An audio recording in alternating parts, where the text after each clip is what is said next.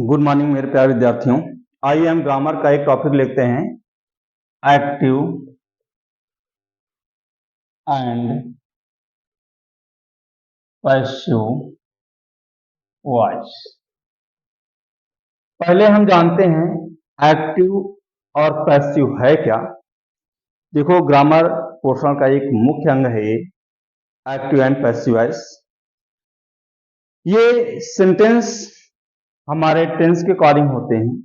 जैसे हमारे टेंस 3 होते हैं और 3 के 4 भाग होते हैं। Present tense, past tense, future tense. Present tense के 4 भाग, पास्ट टेंस के 4 भाग और फ्यूचर टेंस के 4 भाग। तो ये 4 भाग मिला के हो गए 12। तो 12 टेंसों की एक्टिव तो होती है।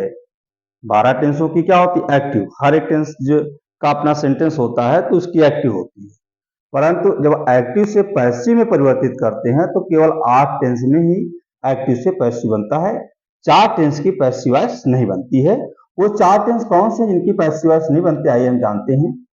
पहला है प्रेजेंट, परफेक्ट,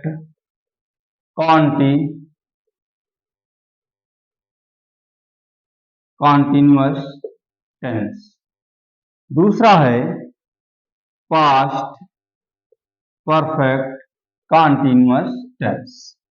तीसरा है फ्यूचर कॉन्टिन्यूअस टेंस। और चौथा है फ्यूचर परफेक्ट कॉन्टिन्यूअस टेंस। पहला प्रेजेंट परफेक्ट कॉन्टिन्यूअस टेंस, दूसरा पास्ट परफेक्ट कॉन्टिन्यूअस टेंस, तीसरा कॉन्टिन्यूअस टेंस और चौथा तीसरा फ्यूचर कॉन्टिन्यूअस टेंस और चौथा फ्यूचर परफेक्ट कॉन्टिन्यूअस टेंस। ये 4 टेंस हैं जिनकी पैसिव वॉइस नहीं बनती है। पहला प्रेजेंट परफेक्ट कॉन्टिन्यूअस टेंस, दूसरा पास्ट परफेक्ट कॉन्टिन्यूअस टेंस, तीसरा फ्यूचर कॉन्टिन्यूअस टेंस और चौथा फ्यूचर परफेक्ट कॉन्टिन्यूअस टेंस। इनकी पैसिव वॉइस नहीं बनती है। बाकी आपके बचे 8 टेंस, इनकी एक्टिव से पैसिव बनती है। आइए हम समझते हैं एक्टिव एंड पैसिव का मतलब क्या होता है। एक्टिव में कर्ता प्रधान होता है और पैसिव में कर्म प्रधान होता है। जैसे कोई सेंटेंस है, राम स्कूल जाता है, या ऐसा ले लें। एक्टिव वॉइस का जो सब्जेक्ट होगा वो पैसिव वॉइस में बाय लगा के ऑब्जेक्ट बनेगा, और जो एक्टिव वॉइस का ऑब्जेक्ट होगा वो पैसिव वॉइस में क्या बनेगा? सब्जेक्ट। और इसमें वर्ब की थर्ड फॉर्म यूज होती है। एक्टिव वॉइस का जो सब्जेक्ट होगा पैसिव वॉइस में बाय लगा के ऑब्जेक्ट बनेगा, और एक्टिव वॉइस का जो ऑब्जेक्ट होगा पैसिव वॉइस में वो बनेगा सब्जेक्ट।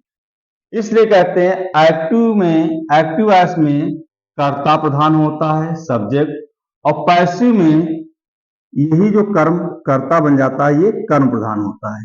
इसे कहते हैं कृतवाच, इसे कहते हैं कर्मवाच। कृतवाच मतलब कर्ता प्रधान और कर्मवाच मतलब पैसिव में ये जो ऑब्जेक्ट है ये सब्जेक्ट बनेगा, तो ये ऑब्जेक्ट कर्म प्रधान हो जाएगा। तो इसे हम समझते हैं एक्टिव एंड पैसिव वॉइस को। एक्टिव एंड पैसिव वॉइस में पहला टेंस लेते हैं present indefinite tense. Present indefinite tense. Present indefinite tense के एक्टिव से पैसिव वॉइस बनाने के नियम।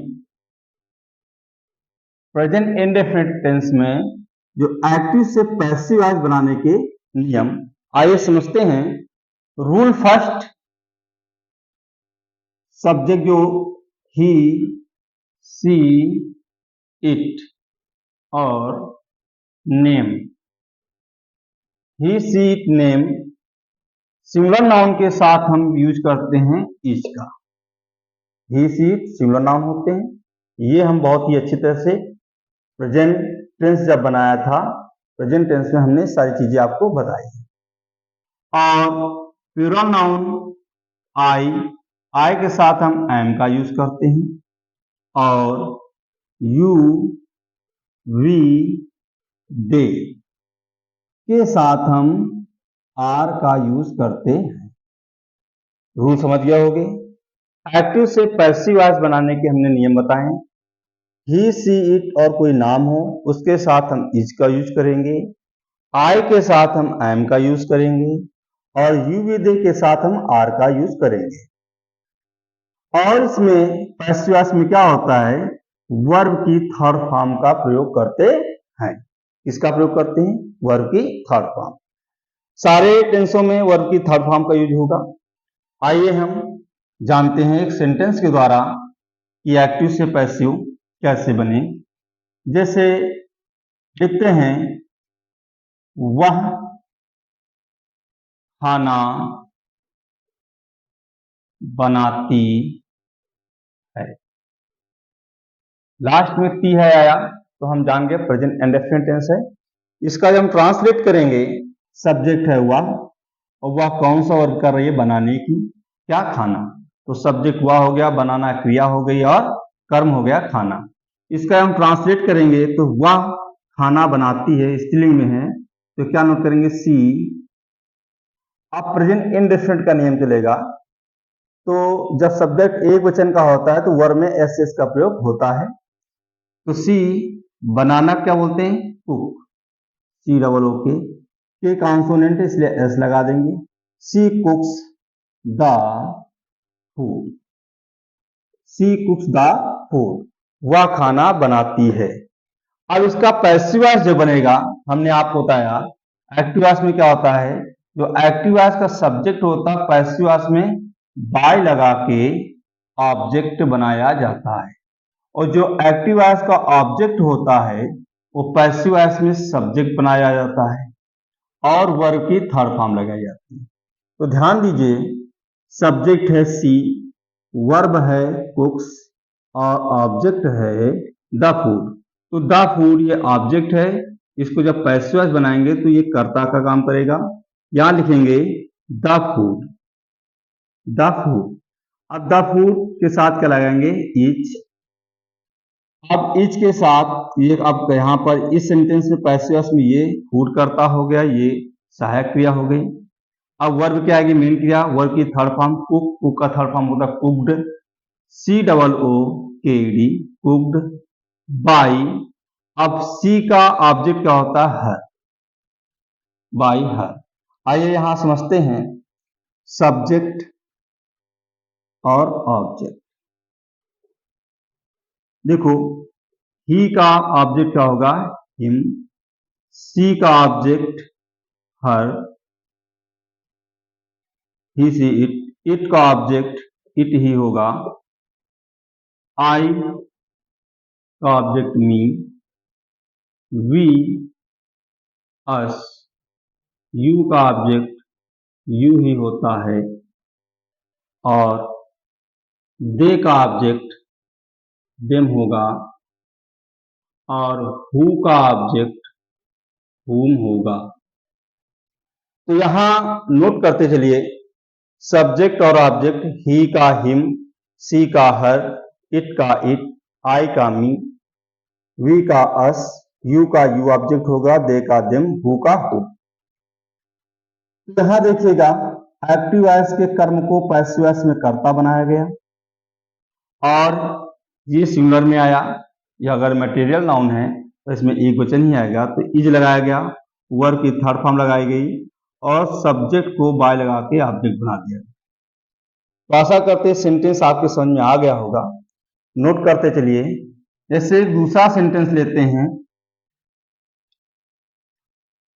तुम पतंग उड़ाते हो, तुम पतंग उड़ाते हो। ये प्रेजेंट इंडेफिनिट का अफर्मेटिव वाक्य है। उड़ाना, उड़ाते हो, ते हो आया, तुम जान के प्रेजेंट इंडेफिनिट टेंस का वाक्य है। तो इसका ट्रांसलेट करेंगे यू। यू सब्जेक्ट प्लूरल है, इसलिए क्रिया में से इसका प्रयोग नहीं होगा। उड़ाना करते fly, FLY, fly the kite, AIT। अब इसका मैं पैसिव वॉइस बनाऊंगा, तो फ्लाई क्रिया के बाद तुरंत कर्म आता है, तो इस कर्म को कर्ता बनाओ, तो क्या हो जाएगा, द काइट इज, फ्लाई का third form fly, phloem, phloem by, you का ऑब्जेक्ट क्या होता है, यू का ऑब्जेक्ट यू होता है, बाई यू। ये सेंटेंस बन गया। हाँ, एक बात और जानो, अगर एक्टिव वॉइस अफर्मेटिव है तो पैसिव वॉइस भी अफर्मेटिव बनेगा। अगर एक्टिव वॉइस निगेटिव है तो पैसिव वॉइस भी निगेटिव बनेगा। अगर एक्टिव वॉइस इंट्रोगेटिव है तो पैसिव वॉइस भी इंट्रोगेटिव होगा। इसका अर्थ जान लीजिएगा, तुम पतंग उड़ाते हो, यू फ्लाई द काइट। अब ये पैसिव वॉइस का मतलब क्या होगा, तुम्हारे द्वारा पतंग उड़ाई जाती है। तुम्हारे द्वारा, तुम पतंग उड़ाते हो, और इसका कहने का एक तरीका और है, तुम्हारे द्वारा पतंग उड़ाई जाती है। यही एक्टिव एंड पैसिव का मतलब होता है। Active and passive voice, voice दो प्रकार से इससे बोला जाएगा। जैसे तुम पतंग उड़ाते हो तो एक्टिव हुआ, तुम्हारे द्वारा पतंग उड़ाई जाती है तो ये पैसिव हो गया। अगर इसी का निगेटिव कर दें, तुम पतंग नहीं उड़ाते हो, इसी का अगर हम निगेटिव कर रहे हैं, या वह पुस्तक नहीं पढ़ता है, एक सेंटेंस लेते हैं, वह पुस्तक नहीं पढ़ता है। ध्यान दीजिएगा, ये प्रेजेंट इंडेफिनिट के एक्टिव से पैसिव बनाने के लिए चल रहे हैं। वह पुस्तक नहीं पढ़ता है, ता है आ गया, प्रेजेंट इंडेफिनिट टेंस का निगेटिव वाक्य है। सब्जेक्ट क्या हुआ, वह की इंग्लिश क्या होगी, ही। अब हमको प्रेजेंट इंडेफिनिट के रूल तो नियम आने चाहिए, पहचान आनी चाहिए। तो जब कर्ता एक वचन का है तो क्या यूज होगा, डज। निगेटिव है तो नॉट, तो ही डज नॉट। पढ़ना क्या होता है, read, read the book, the. तो he does not read the book, इसका जब मैं पैसिव वॉइस बनाऊंगा तो सबसे पहले क्रिया पर जाऊंगा। क्रिया है रीड, और रीड क्रिया के तुरंत बाद आता है कर्म। कर्म को हम बनाएंगे कर्ता, द बुक। अब द बुक एक वचन में है, किताब, इसके साथ क्या लगेंगे, इज। निगेटिव है तो नॉट। फिर वर्ब की third form read, red, red, spelling वही होगी, उच्चारण अलग होगा, रेड। बाई, ही का क्या होगा, ही। तो आशा करते हैं निगेटिव सेंटेंस भी समझ गए होंगे। अफर्मेटिव, अफर्मेटिव और निगेटिव सेंटेंस बताया। एक्टिव वॉइस के कर्म को हमने पैसिव वॉइस में क्या बनाया, कर्ता। और एक्टिव वॉइस के कर्ता को हमने पैसिव वॉइस में क्या बनाया, कर्म। और वर्ब की कौन सी फॉर्म लगाया, थर्ड। बाय लगा के कर्म लिख दिया, वर्ब की थर्ड फॉर्म। तो हमने बताया है एक्टिव वॉइस से जो कर्ता होगा पैसिव वॉइस में बाय कर्म होगा, जो कर्म होगा एक्टिव वॉइस पैसिव वॉइस में ये होगा कर्ता। क्या काम करेगा, वर्ब की थर्ड फॉर्म। चलिए, अगर हम एक सेंटेंस और लेते हैं कि वह गीत नहीं गाता है, या मैं गीत नहीं गाता हूं, कोई भी सेंटेंस ले लो, बहुत से सेंटेंस हैं। तुम आगरा नहीं जाते हो, तो भी ले लो। वह गीत नहीं गाता है, वह गीत नहीं गाता है, नेगेटिव सेंटेंस, तो क्या होगा, he does not sing a song. इसका पैसिव वॉइस बनाना है, तो सिंग क्रिया के बाद तुरंत कर्म आया, कर्म को बनाएंगे कर्ता। ए सॉन्ग पहला अक्षर कैपिटल में लिखेंगे, ए सॉन्ग। अब एक वचन में है तो इज नॉट। सिंग का थर्ड फॉर्म क्या होगा, सिंग, संग, संग, यस जी, संग। बाई, ही का क्या होगा, ही। आशा करते हैं अफर्मेटिव नेगेटिव सेंटेंस समझ में आ गए होंगे। अब हम इंट्रोगेटिव सेंटेंस लेते हैं इसी का। अगर हम कह दें क्या वह गीत नहीं गाता, इंट्रोगेटिव नेगेटिव ले लिया, क्या वह गीत नहीं गाता है। जब वाक्य क्या से प्रारंभ होते तो क्या की अंग्रेजी हम नहीं लिखते हैं, बल्कि कर्ता के साथ सबसे पहले सहायक के लगाएंगे। कर्ता वह है, ही है, तो हम क्या लगाएंगे, डज ही। सबसे पहले कर्ता से पहले सब्जेक्ट को हेल्पिंग वर्ब लिखेंगे। डज ही निगेटिव है तो कर्ता के बाद नॉट का प्रयोग करते हैं। ये तो बात सब हमने बताया प्रेजेंट इंडेफिनिट टेंस में। तो डज ही नॉट, गाना क्या बोलेंगे, सिंग। डू डज के साथ हमेशा वर्ब की फर्स्ट फॉर्म आती है, तो does he not sing a song. अब इसका मैं पैसिव वॉइस बनाऊंगा, तो ए सॉन्ग जब इधर लाऊंगा तो ए सॉन्ग क्या होगा, एक वचन में, तो इसके अकॉर्डिंग हम क्या लगाएंगे, इज। सबसे पहले इज, क्योंकि एक्टिव वॉइस अगर इंट्रोगेटिव तो पैसिव वॉइस भी इंट्रोगेटिव बनेगा। इज ए सॉन्ग निगेटिव है तो ये आप ए सॉन्ग करता हो गया, इसके बाद नॉट का प्रयोग हो जाएगा। वर्ब की थर्ड फॉर्म सिंग sang संग, बाय ही का क्या होगा, हिम। तो आशा करते हैं इंट्रोगेटिव सेंटेंस भी समझ में आ गया होगा। एक सेंटेंस का और लेते हैं। तुम पुस्तक देखते हो या तुम पुस्तक पढ़ते हो, या वह गाना सुनता है या वह गाना गाता है। कोई भी एक सेंटेंस ले लो। मैं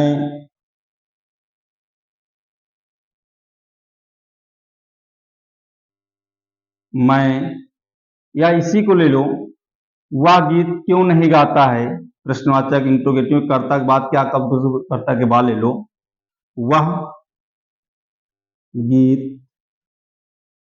क्यों नहीं गाता है। ध्यान दीजिएगा, इसी सेंटेंस से समझा रहे हैं। अब क्यों बीच में आया, कर्ता के बाद में आ गया, तो इसकी सबसे पहले लिखोगे व्हाई। सब्जेक्ट एक वचन का है तो क्या लिखेंगे, डैश। सब्जेक्ट क्या है, ही। निगेटिव है तो कर्ता के बाद नॉट का प्रयोग करेंगे। Why does he not sing a song. तो अब इसका पैसिव वॉइस बनाएंगे। तो ए सॉन्ग, देखो इंट्रोगेटिव वर्ड है तो इसको लगा रखो व्हाई। ए सॉन्ग को इधर लगाओ, ए सॉन्ग के हिसाब से क्या लगेगा, इज ए सॉन्ग। निगेटिव है तो नॉट संग। वर्ब की थर्ड फॉर्म बाय, ही का क्या होगा, हिम। आशा करते हैं कि अफर्मेटिव, निगेटिव एंड इंट्रोगेटिव समझ में आ गया होगा। अगले वीडियो में हम आपको कौन सा से संबंधित सेंटेंस बताएंगे और हु वाले सेंटेंस को बहुत ही गहराई से समझाएंगे। तब तक के लिए थैंक यू।